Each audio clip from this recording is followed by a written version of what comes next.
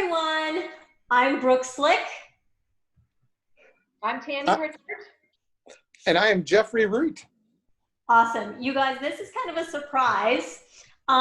We've all had a little downtime on the Russia group because of the shutdown, and Russia is still in quarantine, and there just hasn't been a lot of activity in the group, obviously, for obvious reasons. And I was thinking this would be the perfect time for us to pop on. Jeff, Tammy, and I were all treated with HSCT in the spring of 2013, all within like a month and a half, 2 months of each other. Jeff, it was February when you got there? I got there actually The March. end of February? March. Beginning of March. March, April, and May. We were all there. We crossed paths the day before Jeff left, I believe, but we did all get to meet. And we've all had very different experiences, both while we were there and in recovery. And there isn't a lot of evidence within the group, or you don't see a lot of people talking about where they're at 7 years out. And I've noticed a lot of people popping in who are brand new, and they're like, is there anybody who's 10 years out? Which they don't even realize they've only been doing it in Russia for international patients for 8 years. So I thought, you know, this would be a great time for the three of us to get together. My 7th year transplant birthday anniversary was 3 weeks ago. And Tammy's was in April, and Jeff's was April. Cool. Yep. So we thought we'd come on and talk a little about where we're at today, where we started, and work backward from there. So we're gonna start. I'm gonna mediate, but Jeff and Tammy, you can interject wherever you like. Okay. Here's where we go. Here we go. Tammy, what type of MS do you have? Well, I actually have primary relapsing MS, which is a little bit different than just primary progressive, only because I did have a clear relapse at 3 years. So the whole time, I mean, and that's splitting hairs with the primary progressive group, but that's all I know. And your relapse was discovered, was it symptomatic decline and then an MRI that evidenced that? Pretty much, yes. So I had been noticing that for about 6 months prior to my MRI that proved that I had a lesion, I could tell that my walking distance was so much shorter. I felt the MS hug come back, which had been gone. And it was after a week-long volunteer event that we did that I knew while we were there that my MS had returned. I just knew it. And so when we got back, I called my neurologist and we scheduled the MRI, and sure enough, new lesion activity. So yeah, it proved it. But I already knew. And I think that's important to bring up because, and I do it as well, but let's say we have people who are a year out or even less than a year, and they say, oh, you know, this flared up again or that flared up again, and we all want to jump in and we want to say, give it some time. It's normal to have XYZ happen within the first year. You know, that's normal to happen. That's normal to happen. But you get to a point where you have to start paying closer attention to, number one, the time it's been since your transplant, what's new, what's a new symptom, what's an old symptom, which is another reason why I think preemptively everybody should make a list of their symptoms before they start HSCT, because sometimes you have so many different symptoms, you forget about them. You just do. And then especially if you see improvement immediately after HSCT, I know I like forgot about a bunch of stuff that I used to have, kind of thing. So that's a tip. Videoing, having someone video you walk, just normal day activities, that would be huge. Yes, I wish it, yeah. I mean, I did it in the hospital, but still. Yeah, I think we see a lot of videos of people post HSCT and stuff like that, but we don't really see a lot prior to that to see any kind of differences. You know, I think you're right. I think, you know, filming beforehand so you have like a baseline, so you see the improvements later on, or not. Right, exactly. Let's see. So Tammy, what was your EDSS when you went to Russia? So mine was between 2.5 and 3. So I basically, I had a harder time going upstairs, but I could still do it. I could walk probably about a half a mile. And I used to be a half marathon runner. So I know a lot of people are like, gosh, I would just love to do a half a mile. Well, yeah, I was grateful to it, but it was a huge shift from the ability that I could do. So I feel like, yeah, my EDS was at that point. After HSCT, it was like 1. Okay. For almost 3 years, about 2.5 years. Wow. Yeah. Okay, Jeff, what type of MS do you have? Secondary progressive. Okay. And I had it for about 12 years. I was diagnosed 12 years prior to HSCT. And at the time of going to Russia, my EDSS was about 6.5-ish. Had a cane, unable to walk really long distance at all. And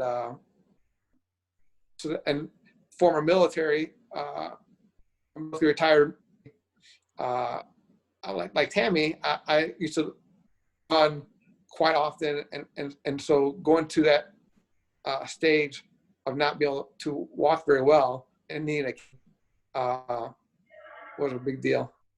Yeah, it is. And Jeff, how old were you when you had your transplant? 39. And Tammy, how old were you? Let's see, I was 40, just turning 40. Okay. I was 48, 47 or 48. One or the other. When's your birthday? No, let's see what else. Well, I should say I was relapsing remitting on the cusp of secondary progressive, and I didn't know that until I got to Russia. My neurologist here in the States never told me that. Dr. Fedorenko said, based on watching me walk, looking at my history, he thought I was on the very cusp of secondary progressive. I had been diagnosed 7 years before HSCT, but I had symptoms 5 or 6 years before that. I had optic neuritis for the first time, but it pretty much went dormant. And my EDSS at the time was also between 5.5 and 6.5, depending on the day. At the time, I used a trekking pole, a cane, just one, but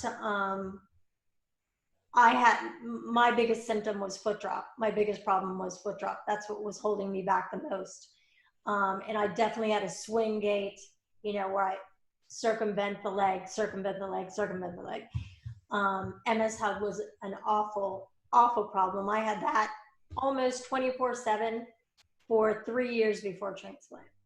So that's where we're at.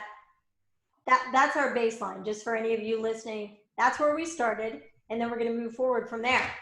So next question is, Tammy, what was your EDSS immediately after you had HSCT? And I don't mean like in the hospital. I mean, once you got home, got settled in, what did your EDSS, you mentioned it lowered from 3.5? Well, it was 2.5 to 3 was before treatment. And then right when I left the hospital, I thought I was like rock star, because I already immediately knew that the treatment had worked. I felt so good, and it was probably massive steroid high, Right. But I made the dumb mistake of just being like, oh, we can go sightseeing and we can go do all this fun stuff. My family came and to get me, and yeah, I think we walked like for freaking, I don't know, like almost like two hours that day, which was so stupid because the next day I could hardly even walk. Right. I was so miserable. I was so just wiped out. I remember. Yeah. I was so scared, and it freaked out my family, I think, severely. And well, so when I got home from the flight, I couldn't even like walk from my kitchen to my living room without being completely winded and tired. And it was so scary. And that lasted probably about 2 months of feeling like I did the wrong thing. I am so depressed. I am so, I mean, obviously immediate menopause from the treatment. Yeah. So you're having all these hot flashes. Your body's freaking out. And yeah, huge depression. I mean, remember, I think we talked about this. We were like, Yeah. what's wrong with us? And then after that, about 3-month period, all of a sudden it was just like a light switch went off, and I ran like 3 miles. Wow. And I was like, oh my God, thank you, you know. So yeah. Now, when did you take physical therapy? No. Oh, you didn't? Nope. I just went back to work. I don't think I knew that. I didn't know that either. Did you know that, Jeff? You didn't? No, I didn't know that. Oh, yeah. No, Okay. no physical therapy. I just went back to work. Yeah. Which is So, yeah. fabulous because you are, what's your exact title? I'm a licensed massage therapist. Okay. Okay. So that takes a lot of strength. Yeah, a lot of strength, a lot of moving, a lot of standing, but I'm also a very active person anyway. And Yeah. so I'm the person, you know, that is still moving around, and my husband's like, sit down, whatever. So Jeff, what about you? What kind of results did you see immediately after or when you got home? Well, I would say when I got discharged, I was still in Moscow at the hotel. I thought I was going to be able to do some sightseeing as well. I didn't get to beforehand because it was so cold, and and the snow was so high. So I was hoping to do it afterwards because I had a couple of days, and I was too weak to really leave the hotel at all. And so I didn't get to do any sightseeing when we were in Moscow. And so that was probably a disappointing part of it. But I think just sitting in the hospital for that long of a time, and using the muscles that much, Yeah. I was super weak and tired. And when I got home, I didn't go back to work for 1 month. Which I thought was heroic. Yeah, I don't know if it was heroic or just dumb, or I don't know what it was. But I went back to work after a month, and I had a lot of stairs I had to climb every day for work. Yeah. And because it's the old building Army base that did not have an elevator, so I had to walk up a lot of stairs. That actually, I think, helped me improve pretty quick because my muscles were getting worked every day, walking up 3 or 4 flights of stairs every day just to get into the office. So I would say it took a little while, but I was feeling halfway decent. Probably within 6 months, I was feeling really good. Yeah, I remember all the videos that you had posted. Yeah. Yeah. So what had your EDSS improved, or at least your walking, your gait, did you feel better? Did you? I think, I felt better for one. And I think, I don't really know how quickly I saw a huge improvement of my EDSS. Before I got HSCT, I used a cane probably for about 4 years prior to that. I was using a cane every day. After HSCT, I got into physical therapy, fantastic program. And probably, I want to say 2 years after HSCT, I stopped using a cane. Wow. For years after, I didn't use a cane for many years after that. So my EDSS probably went down to probably 4.5, maybe 4, somewhere around there. I said I wasn't using a cane at all. Yeah. I could walk pretty, fairly well. I can go shopping and stuff like that. halfway decent. But my EDS improved a lot. Awesome. Awesome. Okay, so there's our baseline. Now we're going to move on to questions that are more about our experience there. And we'll just spend a little bit of time on them. We realize that some things have changed since 2013, but the protocol itself remains the same. I think there are new rooms. There's another floor of rooms. Little things like that have changed. But in totality, it's all pretty much the same. The fears are the same about the same procedures. You know, they might be done, the timing might be a little different, or how they do it might be a little different, but the emotions are the same, I think, you know, just from witnessing people, what they're afraid of, what they're not afraid of. Tammy and Jeff both. Well, you know what? I didn't even say what my EDS was either. I keep forgetting. I just interrupted you guys. No, my just quickly, my EDSS beforehand, I was using a trekking pole. My EDSS was between, did I already go over this? I don't remember. I don't remember. Immediately after, I was wearing a foot brace too. I wore a foot brace. I wore that foot brace for 1 year after HSCT. Okay. 1 year after that, it was in July of 2014. One day I woke up, I don't know what it was. It was just a mental thing. I remember standing in my closet, and it was wardrobe based, of course. That was part of the decision. I had on this super cute outfit, and I'm like, I'm gonna have to wear this with these stupid shoes and this, that. And it was like, there's no reason why I can't do this. That was the last time I ever wore that foot brace. Wow. Wow. My foot drop had gotten much better. Much better. And I used to, I still used cane, especially on uneven surfaces, like forget walking through a yard, somebody's yard, or on gravel or something like that. That was always very difficult. Or it was a trip waiting to happen, you know, trip and fall. But I went without using anything for probably almost a year until I had a vaccination for tetanus diphtheria. And the next day I woke up and my foot drop went right back to the way it was 2 years before transplant.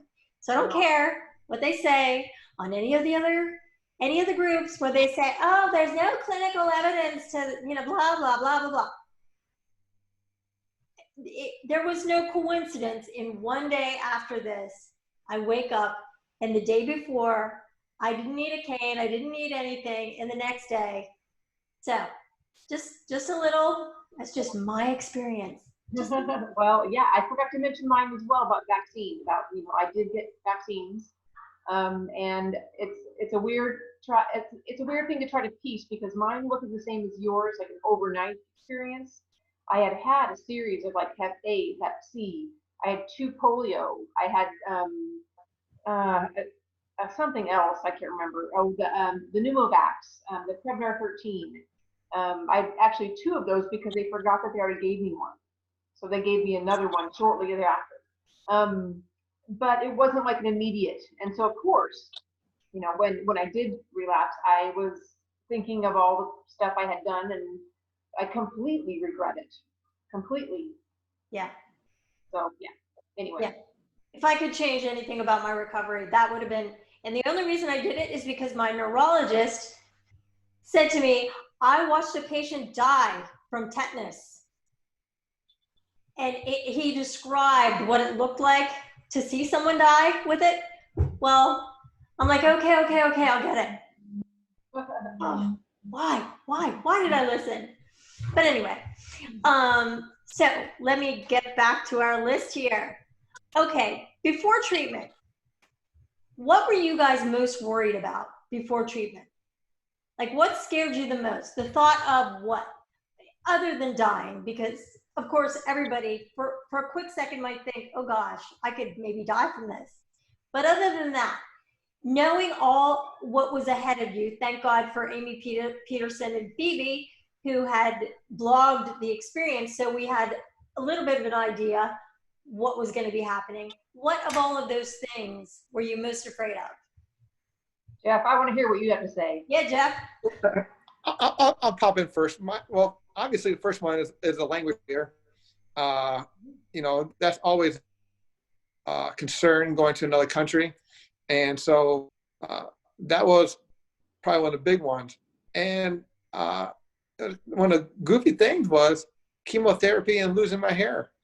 Really? That was up, yeah, that was up there as one of the big concerns that I had. I felt pretty safe with the protocol and Dr. Fedorenko, but really, kind of, to be honest, losing my hair was probably one of my, and also the food a little bit, but really chemotherapy and losing my hair. Gosh, it's so surprising, Jeff, because you're such a chill dude. I know. Like, oh yeah, I don't mind jumping out of planes. I don't mind doing all this other stuff, you know. But my hair. Well, I would say, you know, being military, I've been to a lot of different countries. I've done a lot of things. Met a lot of foreign cultures. Speak the languages. And I would say they shaved my head in a way too, but I just didn't know what to expect. And so losing my hair was actually one of the big things. Wow. Well, I'm so proud of you for saying that, Jeff. I know. I am too. And the funny thing is, I don't ever remember that coming up before. I know. I remember he was worried about it. You know, I don't think I'm gonna lose my hair. Look, I still have it. And Dr. Frederick was like, you will lose hair. Yeah. Yeah. I was like, hair be gone. What were you most afraid of, Tammy? Oh gosh, I mean, probably the language barrier. You know, not being able to express myself if I needed help. I'm someone I'm usually always cold, which is, and I learned how to say I'm cold in Russian, you know, just so I could tell them that. But that was my biggest thing. It's just the communication. Well, you know what? I think that's an interesting point, because what I think a lot of people don't know, and correct me if I'm wrong, Jeff, but it was when you were in Moscow that you worked with Dr. Fedorenko, or you created it and then worked with Dr. Fedorenko on that list that I think is still in use today, that shows all of the symptoms in English and then all of the symptoms in Russian, and then a pain scale below. You're the one who started that, am I correct? That's correct. I think there's a little bit of a list, but Dr. Fedorenko and I got together and made the list a little bit better. And the reason for that was after they put the line in my neck, and the only thing on there was pain on that list, and no like 1 to 10, you know, pain threshold, if you will. And so, but Dr. Fedorenko's town. And so when I rang for a nurse, they thought it might be infected. I only had it for like a few hours.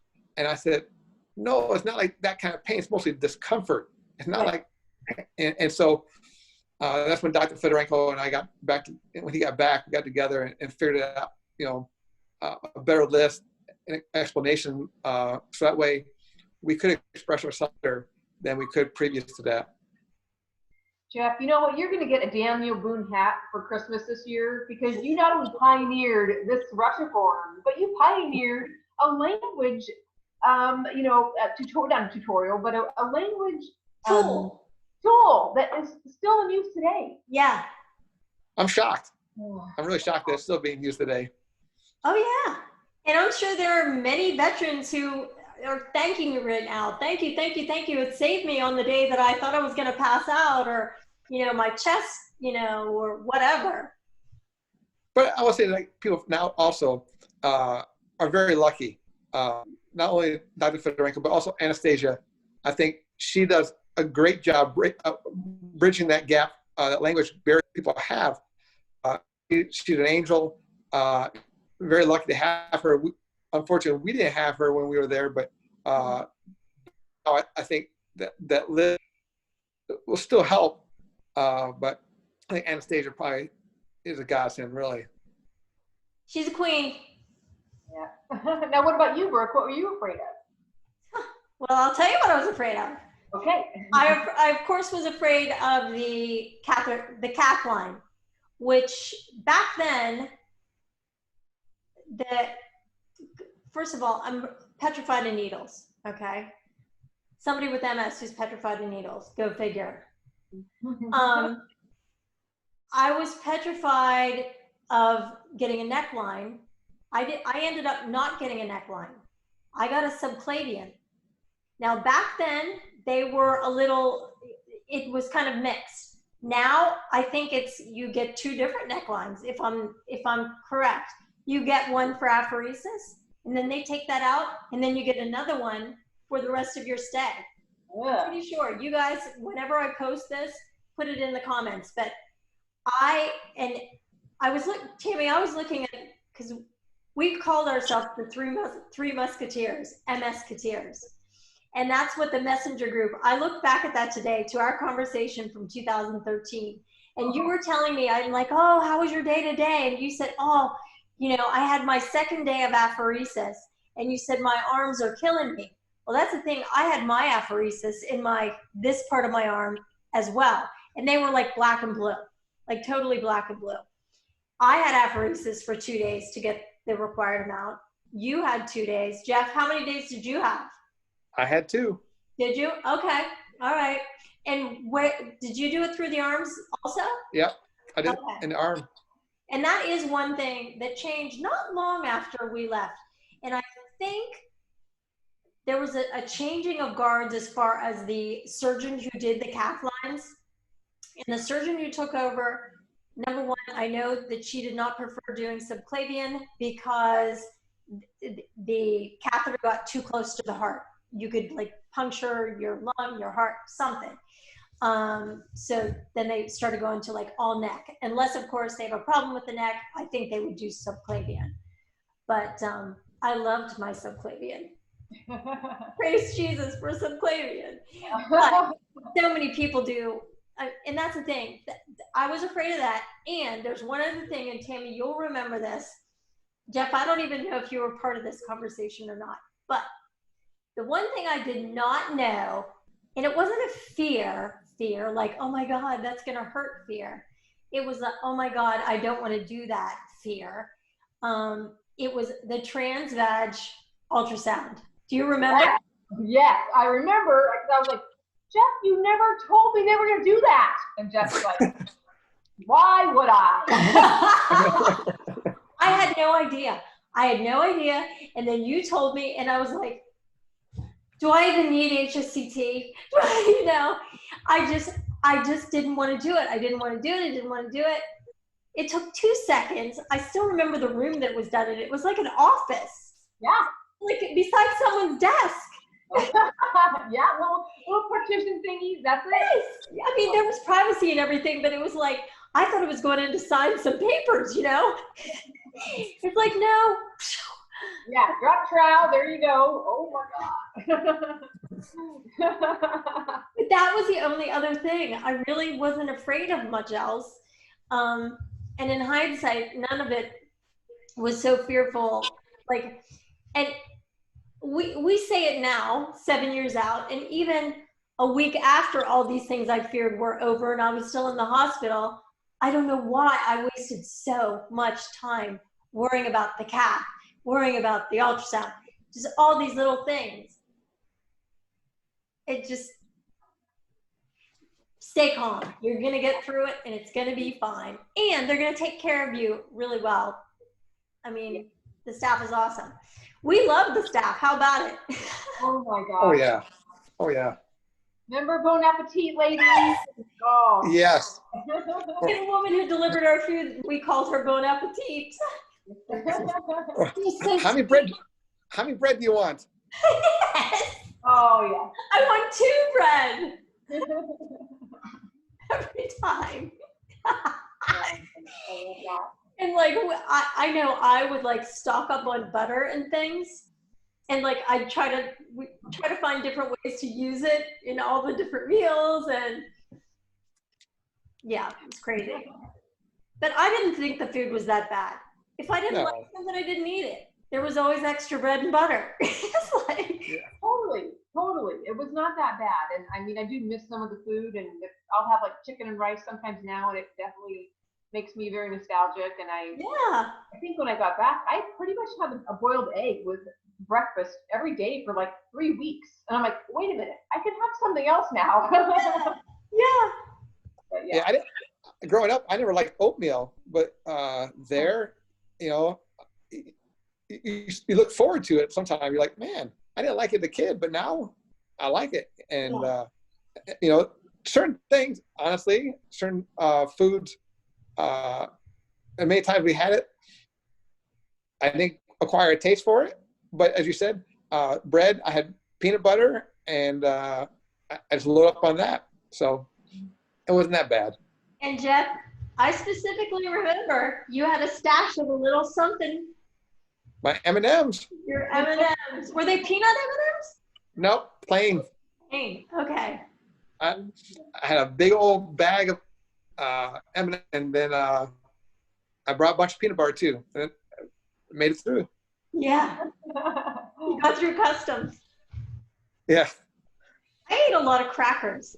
And my mom was with me, so if she'd go out to the store, I just asked for crackers. I don't know why. I was never nauseous, but it just, I don't know. My wife would go to KFC, and I would have her bring back some barbecue sauce, because you can add that to anything. Yeah, I had KFC there as well, and it tastes exactly the same no matter where you have it in the world. Exactly. I remember having coleslaw from KFC in Australia once, and I'm like, just like home. Yeah. Taste of home. Taste of home. Okay, let's see. Okay, transplant day. Tell me about your transplant day. What you can remember of it. Let me go first on this, since I was the first out of us three. Going first. You've got the rock star story. I had you in mind when I put this question on the list. It was very interesting. I remember them setting the room up, and I remember having the oxygen mask on my face, and Dr. Fedorenko telling me, just look at my face and pay, you know, and breathe. I said, okay. And then the transplant part started going, and for me, it was a very crazy experience. I just saw bright lights. It was bright, and I just remember Dr. Fedorenko's blue eyes look at me in the face and tell me to breathe, and it was like fire going down my body. It was, but it lasted only a minute maybe, but it was pretty intense for me personally. And then how about when you came out of it? Like when it was over? It took me a while. I mean, just get my breathing and just kind of unwind. I mean, I laid there for probably 45 minutes to an hour. And I don't remember the reason why, but you couldn't really, you had to pick a container first before you can use the toilet.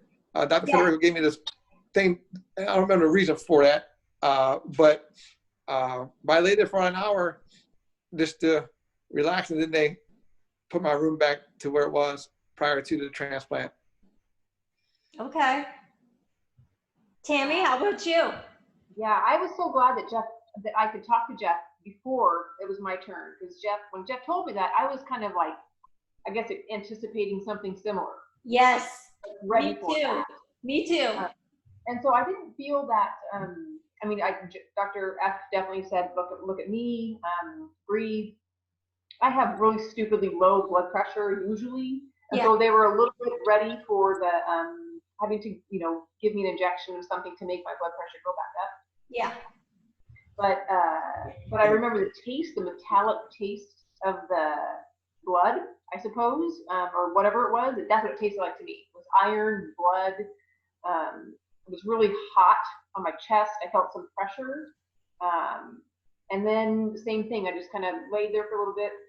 Actually, they did give me the injection of that medicine to make my blood pressure go up. And so I did lay there a little bit longer. And then, you know, she said, okay, here's a little bucket thingy and pee in this. Yeah. Yeah. But that was it. Mine was very similar. I had very quick heaviness in the chest. I could taste corn. A lot of people say they can taste the taste of corn. I tasted that. All I could think about the entire time I was laying there, I had mine around lunchtime.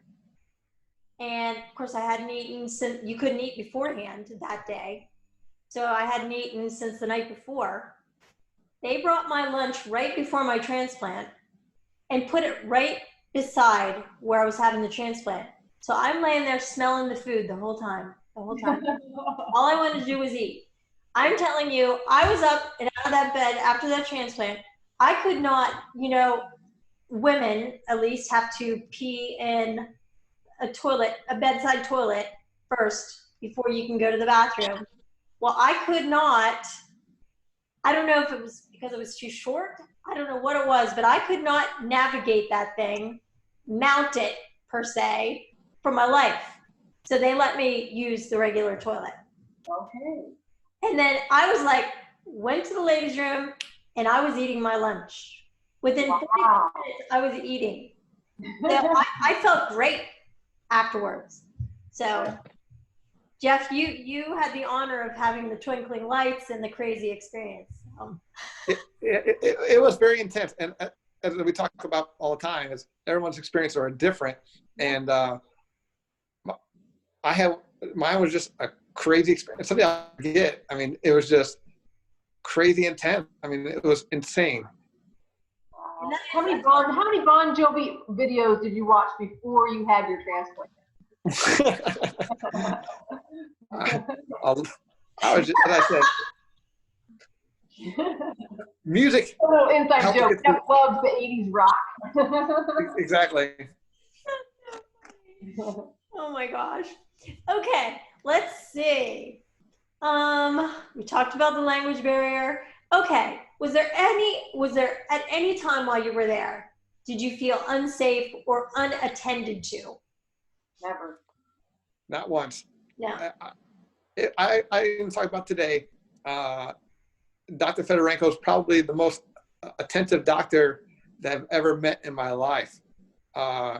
When he's there from dusk until nighttime almost every day. He has people on the speed dial, and so I never felt once unsafe or not attended to at all. Me neither. Totally agree. And I would say the same as far as all the other doctors I've had before and after HSCT. No one holds the candle to Dr. F. Yeah. I could say even the night that I accidentally took my, you know how you get the little pill container, and I took double what I was supposed to take. Whoops. And honestly, I think it was my own fault because, of course, I wanted to photo document everything and put it on my blog.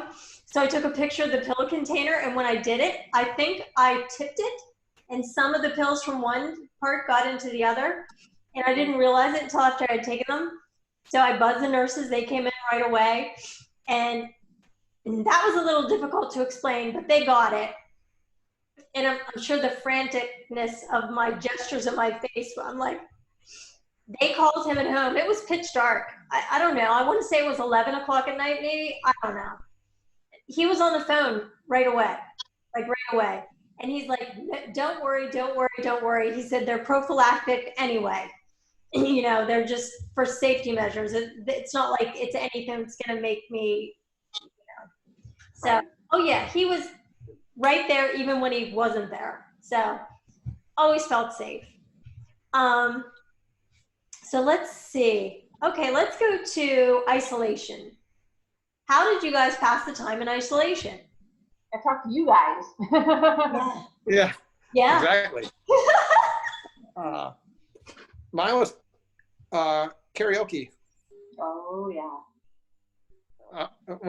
As Tammy said, I always had music playing. I was just singing because there was a whole lot. Because my internet also, at the time frame, I didn't have, my internet connection was that great. Yeah. So sometimes my internet wouldn't work. So I played on my own, played games, but when my internet was working though, I was YouTubing some karaoke. There you go. Yes, I love PBS, and so I watched a lot of like murder mysteries and went through the whole thing. And I love cooking, and so all the chef shows that I could get, I would watch those. I was either talking to you guys or blogging, like blogging night and day. Blog. I will say one thing I thought was funny was I don't know if things changed, but all the TV channels were all in Russian. Yeah. But on one of them though, one of my favorite movies, Eddie Murphy movie, Coming to America, was on, and it was all dubbed in Russian. But since I watched it so many times, I watched the whole movie in Russian, and I knew what was going on because I already knew the dialogue. But that's one thing I remember watching Coming to America in Russian while I was in isolation. That's so funny. Of all the movies, right? Okay. So Tammy, you already mentioned that you went sightseeing after Jeff. I went sightseeing. My mom and I stayed there for a week after my transplant was over, and we went sightseeing all over the place. And I can tell you right now, I was exhausted. I literally, we took cabs everywhere, most places. But I remember one day in particular, it was 2 PM. We had already gone to the market, like the Ismailovo market or whatever. And we came back to the room, and I'm sitting there, and Mom is talking to me, and then I'm not talking anymore. And I woke up, and it was 2 hours later. And I was like, what happened? She said, you were just sitting there, and you're talking to me, and you put your head down, and you were gone. Well, every day at some point during that day, I did that. But I'm glad we stayed the extra time. We had a wonderful experience. But I can truly see where some people might be too weak to do it. Because I was weak. I don't care who you are. I don't care if you're some strong, bodybuilding person. Being agile in the hospital for 4 weeks straight, you're going to get weak. It's going to test you. It has nothing to do with how strong you are or it's just naturally you're going to get weaker. So don't expect yourself to jump out of there and run all over the place, because even though I didn't run all over the place, I wasn't running anywhere. I was slowly taking my time and, still using my trekking pole, still using my foot brace, and then collapsing every day at 1 or 2 times a day. So yeah, there was that. Let's see. So we've talked about our improvements, each of us. How about any setbacks? Because I know we've each had setbacks in our own way. Tammy? Yeah, so I mean, obviously my setback, a lot of people know about it. Just the fact that I, relapsed after about 3 years, and honestly, I don't want to say like I'm not the kind of person that if I feel upset or sad that I will just wallow in that and stay in that mental place for months and months or whatever. It was a letdown. I was upset initially, but I didn't break down and freak out. It was just more of a confirmation of what I knew was happening in my body, and I was glad that I wasn't going out of my head, But any other setbacks as far as that goes? I mean, I've declined. So it's been, 7 years since I had HSCT. So it's been 4 years since I relapsed. And it's the slow, methodical process of primary relapsing remitting or primary relapsing MS. So my walking right now is worse than before I went to Russia. I use trekking poles to walk around the block with my husband at night, but I can still walk, and so I'm grateful. Right. Stairs are the worst. They suck really bad. And what course of action did you take once you realized and it was proven that you had a relapse?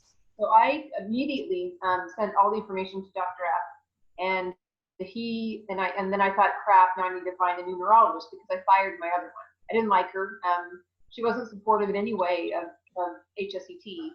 And so once I got confirmation, I actually went and interviewed 2 different neurologists. One was in Portland, Oregon, and one was up in Seattle, Washington. And I was interviewing them. I felt like very much the driver in my journey now. And so after I picked one, I let them know that they were going to have to collaborate with Dr. F.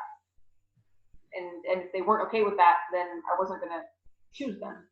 And so I was grateful that Dr. F and that other doctor did speak to each other. And Dr. F said, I want you to do the Rituxan, and he gave the dosage. And my, so I've been on Rituxan every 6 months for nearly 4 years. It took me a while to get it initially. But I did talk to Dr. F not too long ago, and he actually said that he would like me to stop doing the Rituxan. And I didn't really get a clear explanation of why. Okay. So I don't know. And I will talk to him a little bit more about that and stuff. And he just wants you to stay off of it and not do anything else for right now? That's kind of what I was like, what does that mean? Do I not take anything? Do I, and right now, because I have some other issues, I have sarcoidosis, which is another autoimmune disease. My lungs have granulomas, and I don't have a spleen. And so I'm kind of out of luck with some other medication choices because of that. Okay. And there isn't a lot anyway. And honestly, so with the whole COVID thing right now, I had a talk with my neurologist here in Portland, and I said, I really don't think I want to take it right now because it does lower your immune system right for a time. And he kind of pushed back a little bit. And so I was going to not do it until December. And in a way, it's going to buy me time to be able to talk to Dr. F and get another plan going, or just wait 6 months and see what happens with the whole COVID thing. And my neurologist said, you know what, I don't want you to go that long. Let's compromise and do it in September. And so I said, sure, yeah, okay, but I don't know if I will. Cool. All right, well, thanks for sharing that. Jeff, how about you? Like, what bumps have you hit? For probably the first 5 years, I saw great improvements. As I said, for like 2 years after HSCT, for about 4 years, I didn't use my cane at all, and I was doing fantastic. And I was living in Hawaii for some of that time, and I would go see my neurologist every so often. I was still taking some like Ampera and some other medications like Provisual, for fatigue, but I wasn't taking any disease modifying therapies at all. But probably about 4 years after HSCT, my neurologist, she was an older lady, she passed away, and really I haven't really seen a neurologist since then. I haven't really seen a neurologist in probably 3 or 4 years now, generally speaking. And so, but the last probably year and a half, I've seen a decline, and probably the last year I've been using my cane again. I still walk upstairs. I still do those kind of things, but just my balance is pretty bad, and I'm getting some weakness in my legs. It's like you broke my left foot. I have a foot drop. It's got a little bit worse, but but things aren't that bad.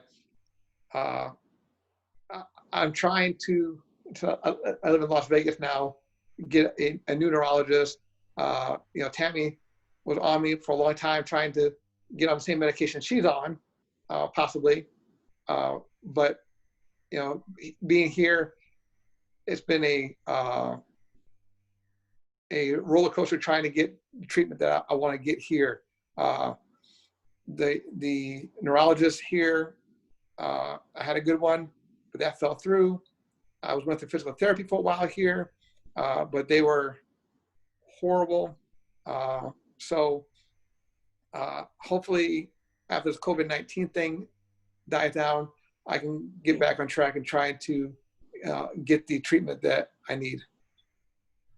So basically, you have seen a decline. However, technically, because I'm kind of the same to a certain degree, could you say to yourself, or would you even say it out loud? Are you saying you think you had a relapse, or you're just having a decline in your symptoms, or an increase in your symptoms, I should say, decline in mobility? I don't really know for sure. A week after I moved here from Hawaii, had a bad fever, and I was actually admitted to the hospital about 4 or 5 days. Didn't know where the fever came from, and I had an MRI, but I don't really know if I had a relapse or not. But after that point, there's been a decline. I won't say like right away, but I said probably the last 2 years, I've seen a pretty drastic one where, as I said, I use my cane again.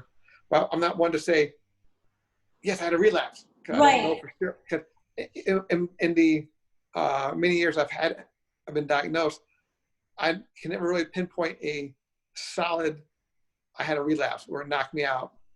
I never really had one. I've always had a gradual, it's an increase, if you will, of the symptoms that I had. So your relapses in the past were not defined. Correct. So I get that. As far as my improvements, of course, and I forgot to mention this, which is kind of a key point too. When I went to Moscow, I thought I'd be having my treatment just like everyone else, which I did. However, on the day of the meeting that we all have with Dr. Fedorenko, after we've done all of our pre-testing, and it's where he comes and meets with you and he says, you've been accepted, you've passed, you're in, we start treatment, it's usually on a Friday. You start your injections on a Friday. He's like, however, I'm like, when you get back to the United States, you need to take an extra year of chemo. And I'm like, and that was based on my MRIs, which when I was there, I had 10 enhancing lesions in my brain.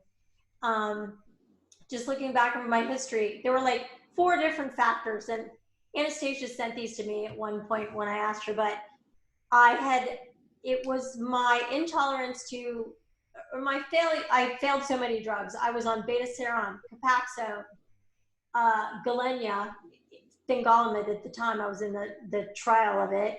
And then Tysabri, Solumedrol, I don't know how many times, which of course is just like a Band-Aid anyway. But Tysabri was the big one. And that, even though I did not have, I declined, my symptoms got worse on Tysabri, even though my MRIs were fine, were completely stable. And I felt horrible when I was on Tysabri. But he said based on that, and I think I had a relapse within the prior 6 months, something like that. And I lost a degree on the EDSS scale within X amount of months. All of those things rolled into one. He wanted me to have an extra year of rituximab when I came home. When I came home, of course, my insurance would not pay for rituximab, so I had to have, and I did this at Dr. Fedorenko's direction via email. I had mitoxantrone, which he said they've used on past patients. It's just as effective, and it would be fine. I was very lucky that I had a hematologist who followed his directions, the dosage and everything to a T. I was very lucky that way. I know a lot of people, you're out there and you've got trouble getting rituximab or your insurance won't cover it. My heart goes out to you. I was very, very lucky. But so I had that for an extra year. And all during that time, I was seeing improvements. And as I said, I think it was a year and 2 months after I stopped my extra year of chemo is when I took the brace off my foot that I do not wear to this day. So that, I mean, that's a huge improvement to today. But that does not mean that my foot drop in particular, and you know, the foot drop and the balance thing, they're all connected. One doesn't happen without the other, at least in my case. When the one foot doesn't work, obviously my balance is going to be off. And I don't mean dizzy balance, I mean walking balance. You know, people will say, how can you drive if you're dizzy? Well, it's not like that. I'm off balance only when I walk, you know. But I have suffered from, in the last 4 years, I've suffered from trigeminal neuralgia, which I know a lot of you out there, not a lot, but a portion of the MS community suffer from trigeminal neuralgia. That has kept me less active. And then I've had 3 surgeries for it in the last 3 years, which for each of those require recovery time and taking it easy. And, you know, I'm not out there pumping myself up and doing all this stuff. So I've been very sedate. My last surgery was this January, and it was much more invasive. It was actually where they take a piece of your skull out of the back of here and they, you know, cut one of the cranial nerves and here's the other thing I've gotten shingles now, I think 5 times, at least, since transplant. I'd never had shingles before transplant. And I can tell you people out there, I took acyclovir religiously. I took it the whole way through my extra chemo.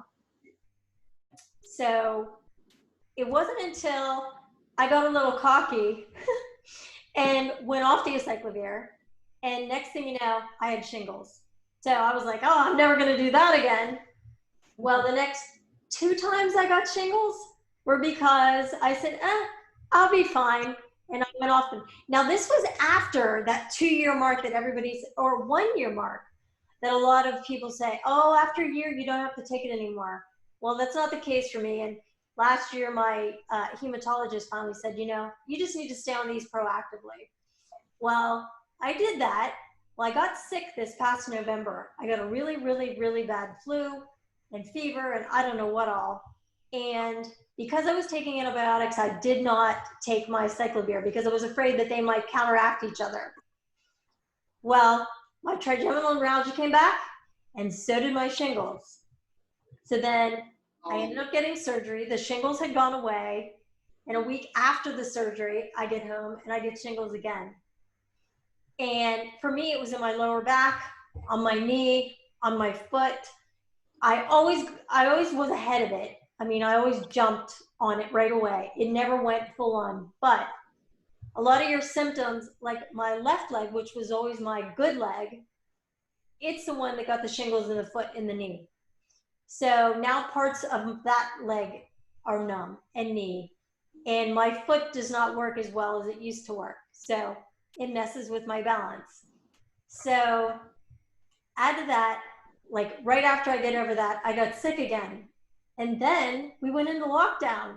So I've been pretty much in my house for 6 months. No, and, part of that, not able to move around that much. So right now, I do not use any kind of assistance within the home. When I'm outside the home, I use 2 trekking poles. But it's not because I'm worse. It's because I probably should have been using 2 all along because it's easier to walk with them. It's just easier. Yeah. But anyway, so I would say my mobility, my EDSS now is probably about the same as when I went. It's just different. It's different. Like I have different sets of symptoms than I had before that all of them lead to a 5.5 to 6. you know, I'm a 4.5 in the house kind of thing. But other than that, that's where I'm at today. I've taken no other drugs, MS drugs or anything like that since. And my last MRI was 3 years ago, I think, almost 3 years ago.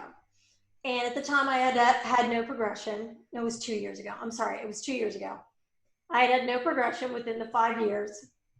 My next MRI isn't until October of this year. And I'm just really anxious just to see, because in my mind, I already know what my answer is going to be. If I see any progression on an MRI, I'm going to attribute to the shingles. I'm going to, because any decrease that I had, like, they were all attached to that whole shingles thing. But that might just be me trying to make myself feel better about the whole situation. But we'll come to that when it gets here. But so far, no progression. I'll take it. But anyway. I have something else. Reminded me of something. My optic neuritis. Prior to HSCT, my right eye was correctable probably to 20/60 maybe. So I had decreased sight in my right eye. After HSCT, when the doctor took a picture of my optic nerve, it looked better. And wow. Even today, my right eye now with glasses is about 20/25. So I have a big increase in my vision. It's probably 20/25, 20/30, somewhere around there. But the doctor was impressed that my optic nerve looks better and healthier, and that has not decreased. That's cool. That's not something you see people talk about that much when you're talking about symptoms that have improved. Like, a lot of people don't mention vision. Yeah. So that's and cool. So that was pretty cool that my vision improved to where it's correctable. Not perfect, but a lot better than it was. Well, you know what? Now that you're talking about optic neuritis and improvements, and I seriously, until you just said it, I've forgotten about it, because I've had optic neuritis in both eyes, and one of them twice. This eye, in the middle of my field of vision, from the last time that I had optic neuritis, which was, I think, a year before HSCT, I had a circle that looked like a bluish gray. It was clear. It was translucent, but there was just, and you could tell it in particular when I was looking at something white. If I'm looking at a white sheet of paper or up at the sky, just anything white, you could always see this perfectly round circle of like a bluish purple. It's gone, and it's been gone since transplant. So yeah, thanks for the reminder, Jeff. It's the little things. Totally. Okay. Here's a good one. Because all of our stories are different, do either of you have any regrets? Do you regret having HSCT? Never. Nope. Not in a mill. None. Yeah. Yeah. I agree. What do you, if you had one piece of advice that you could give to somebody who's considering HSCT, or let's say they're, well, whenever they're back up and running, they're about to be treated, they're already scheduled, what advice would you give to them that they haven't hopefully already gained from this conversation from us? Gosh, that's a tough one. I mean, for me, I guess I would say, what do you have to lose? What do you have to lose? Yeah. Honestly, you give it a try, and it doesn't mean it's a guarantee. And that's something that's really, really important to know. And you have to, it's the risk versus reward that Dr. F talks about too. And so if you're a person that, you know, you're gonna mortgage, or you're gonna become destitute when you get home, that's a pretty serious situation to be in life in general. And so you have to weigh that, you know. I don't know. I just see, I've only known of one or two other people in the other forum that I am a part of, the non-responder forum, that have regretted it, that have felt that their life is, I mean, all of our lives are definitely not as good as it could have been if our HSCT had worked. But I think there's only two people, I think, that are just almost, and maybe because of the situation that they had to get into in order to get HSCT. I'm just guessing, but I get it. I get it. Jeff? Yeah, for me, I know people worry a lot. And I think when you worry, sometimes it makes your symptoms worse, and something like that. If you're contemplating, going to get it done, if it's in Moscow or any of one of the other fantastic facilities around the world, but particularly Moscow, if that's where you're looking at going, as we talked about before, Dr. Fedorenko is a fantastic doctor, and you're going to be in great hands. And I wouldn't worry too much.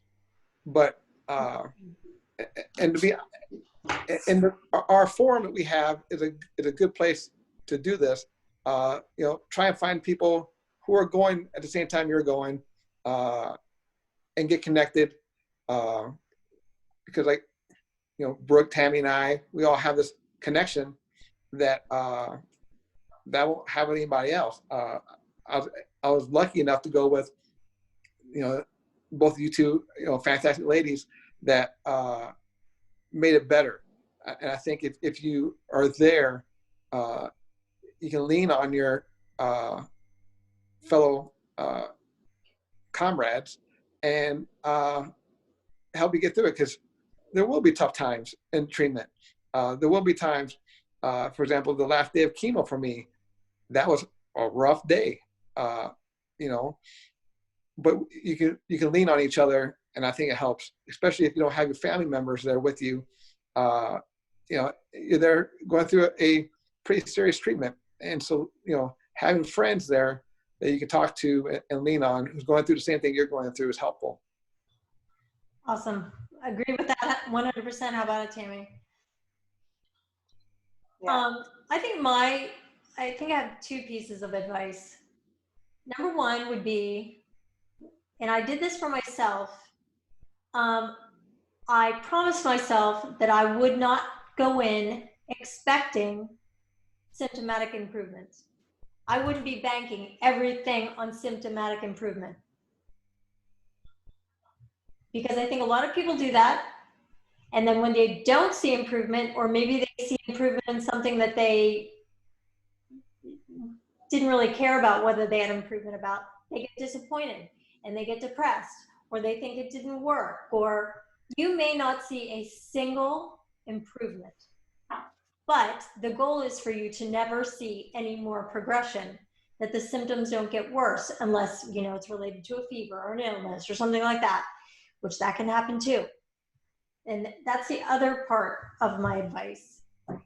And this is more for veterans, people recovering. And there's a degree to this as well. Do not freak out, especially within the first year. Don't freak out at every little twitch, buzzing, strange sensation that you may have never had before. And you'll think, oh, it's a new symptom, so it's a relapse. Am I in relapse? I've seen people who are a month post-transplant, I'm in relapse. No, it's very, very, very likely 99.9% positive that you're not in a relapse. You just had intense chemo. Your body has been torched from the inside out. There are obviously going to be some neurological things that you're going to experience. Don't freak out. Don't freak out. Don't freak out.